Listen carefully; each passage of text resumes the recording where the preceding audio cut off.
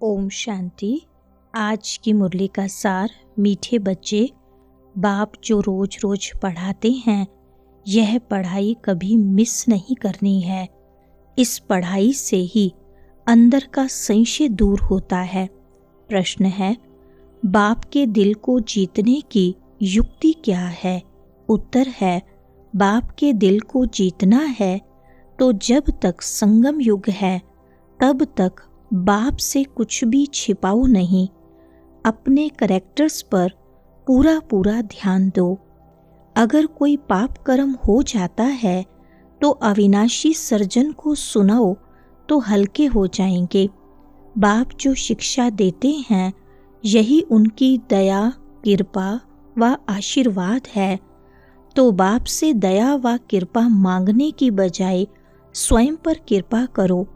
ऐसा पुरुषार्थ कर बाप के दिल को जीत लो। सुनते हैं मुख्य पॉइंट्स। पहला है, कई समझते हैं लंका में रावण था। बाप कहते हैं यह सारी दुनिया ही लंका है।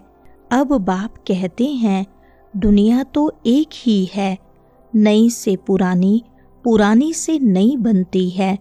ऐसे नहीं कहना होता है कि स्थापना, पालना, विनाश। नहीं, पहले स्थापना, फिर विनाश, बाद में पालना, यह राइट अक्षर हैं। बाद में रावण की पालना शुरू होती है। वह झूठी, विकारी, पतित बनने की पालना है जिससे सब दुखी होते हैं। बाप तो कभी किसको दुख नहीं देते, सुख बाप देते हैं। दुख माया रावण देता है।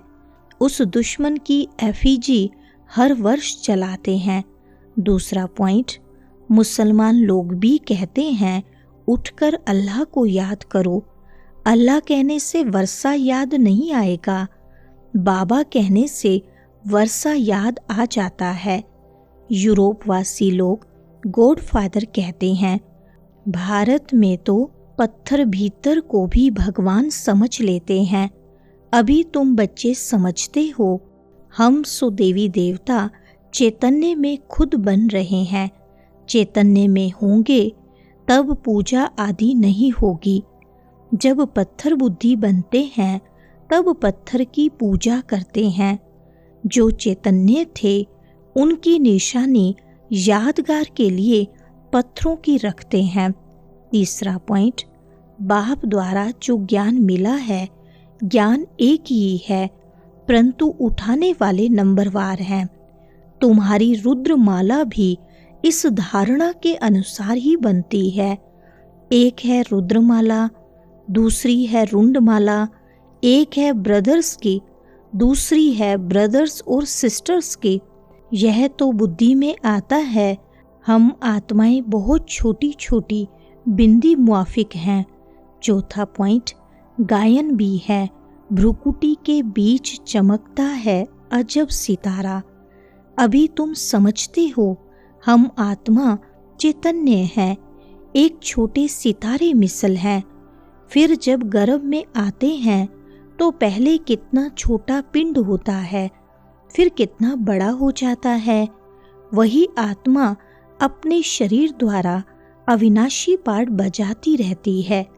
इस शरीर को ही फिर सब याद करने लग पड़ते हैं। यह शरीर ही अच्छा बुरा होने के कारण सबको आकर्षित करता है। पांचवा पॉइंट, आत्मा जब शरीर छोड़ती तो शरीर को जलाते हैं। आत्मा दूसरे शरीर में प्रवेश कर जाती है। आत्मा बगैर शरीर 2-4 दिन भी नहीं रख सकते हैं। कई तो फिर शरीर में दवाइयाँ आदि लगाकर रख भी लेते हैं, परंतु फायदा क्या? क्रिश्चियंस का एक सेंट जेवियर है, कहते हैं उसका शरीर अभी भी रखा हुआ है। उनका भी जैसे मंदिर बना हुआ है। किसको दिखाते नहीं हैं, सिर्फ उनके पांव दिखाते हैं।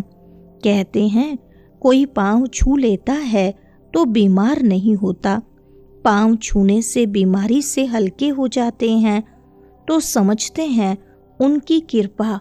बाप कहते हैं भावना का भाड़ा मिल जाता है। निश्चय बुद्धि होने से कुछ फायदा होता है। छठा पॉइंट है, कितना यह बेहद का बड़ा झाड़ है। पहले वह आएंगे जिनको पहले नंबर में जाना है, नंबर वार आएंगे ना। सभी सूर्यवंशी तो इकट्ठे नहीं आएंगे, चंद्रवंशी भी सभी इकट्ठे नहीं आते, नंबरवार माला अनुसार ही आएंगे। पारधारी सभी इकट्ठे कैसे आएंगे? खेल ही बिगड़ जाए। यह खेल बड़ा एक्यूरेट बना हुआ है, इसमें कोई चेंज हो नहीं सकती। सातवां पॉइंट, मीठे मीठे बच्चे जब यहाँ बैठते हो तो बुद्धि में यही याद रहना चाहिए, और सत्संगों में तो और बातें बुद्धि में आती हैं। यह तो एक ही पढ़ाई है जिससे तुम्हारी कमाई होती है। उन शास्त्रों आदि को पढ़ने से कमाई नहीं होती। हाँ, कुछ न कुछ गुण अच्छे होते हैं। ग्रंथ पढ़ने बैठते हैं तो ऐसे नहीं सभी निर्विकारी होते हैं। बाप कहते हैं इस दुनिया में सभी भ्रष्टाचार से पैदा होते हैं। आठवां पॉइंट, यहाँ तो बच्चों को भी माया गिरा देती है। कोई कोई तो बाप को आकर सुनाते भी हैं, सुनाएंगे नहीं तो 100 गुना दंड पड़ जाएगा। बाप तो सभी बच्चों को कहते हैं कि कोई भी पाप कर्म हो जाता है तो बाप को झट बताना चाहिए। बाप अविनाशी वैद्य है। सर्जन को सुनाने से तुम हल्के हो जाएंगे। जब तक संगम युग है तब तक बाप से कुछ छिपाना नहीं है। कोई छिपाते हैं तो बाप के दिल को जीत नहीं सकते। सारा मदार पुरुषार्थ पर है। 9वां पॉइंट, अभी बाप ने तुम बच्चों को दिव्य बुद्धि दी है तो भक्ति का नाम सुनते हंसी आती है कि क्या क्या करते थे। अभी तो बाप शिक्षा देते हैं, इसमें दया कृपा व आशीर्वाद की बात होती नहीं। खुद पर ही दया कृपा व आशीर्वाद करनी है। बाप तो हर बच्चे को पुरुषार्थ कराते हैं। कोई तो पुरुषार्थ कर बाप के दिल को जीत लेते, कोई तो पुरुषार्थ करते करते मर भी पड़ते हैं। 10वां पॉइंट, बाप तो हर बच्चे को एक जैसा ही पढ़ाते हैं। फिर कोई समय ऐसी गूढ़ बातें निकलती हैं जो पुराना संशय उड़ जाता है, फिर खड़े हो जाते हैं। इसलिए बाबा की पढ़ाई कभी मिस नहीं करनी चाहिए। मुख्य है बाप की याद। दैवी गुण भी धारण करने हैं। कोई कुछ छीछी बोले तो सुना अनसुना कर देना चाहिए।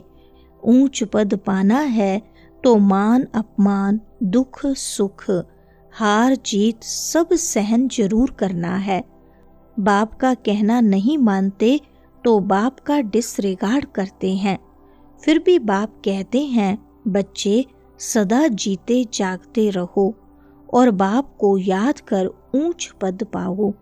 वरदान है, बाप समान रहम दिल बन सबको क्षमा कर स्नेह देने वाले मास्टर दाता भव। विस्तार है, जैसे बाप को रहम दिल मर्सीफुल कहते हैं, ऐसे आप बच्चे भी मास्टर रहम दिल हो। जो रहम दिल हैं वही कल्याण कर सकते हैं। कल्याण करने वाले को भी क्षमा कर सकते हैं। वह मास्टर स्नेह के सागर होते हैं। उनके पास स्नेह के बिना और कुछ है ही नहीं। वर्तमान समय संपत्ति से भी ज्यादा स्नेह की आवश्यकता है। इसलिए मास्टर दाता बन सबको स्नेह देते चलो, कोई भी खाली हाथ न जाए। स्लोगन है, तीव्र पुरुषार्थी बनने की चाहना हो तो जहाँ चाह है वहाँ राह मिल जाएगी। अच्छा, ओम शांति।